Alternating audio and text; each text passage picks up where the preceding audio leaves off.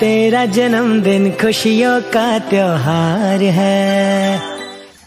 Hi friend, good afternoon. তো কেমন আছো সবাই? আশা করছি ভালো আছো। তো এই যে ট্যাডি বেটা দেখতে পাচ্ছ, এটা আমার স্বামী দিয়েছে, আমার বার্থডে গিফট।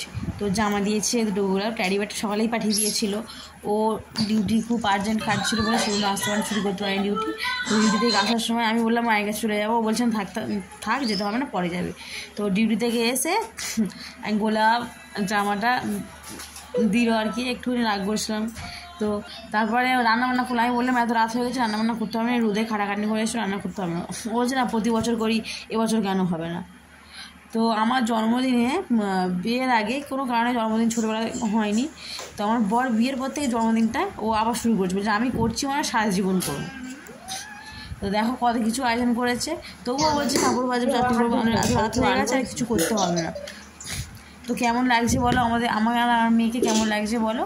তো আমার বর এই যে রান্না কমপ্লিট হয়ে গেছে, আমাদের খেতে দিচ্ছে, সাজিয়ে গুজিয়ে খেতে দিয়েছে। এই যে ফটো দেখতে পাচ্ছ, পায়েস বানিয়েছে, দই, 5 রকম মিষ্টি, যাবতীয় যা লাগে সব রকমই প্রায় দিয়েছে। স্প্রাইট আছে, এমনি জল আছে, ডাল, বেগুন ভাজা, মাছ ভাজা, চিচিঙ্গা ভাজা।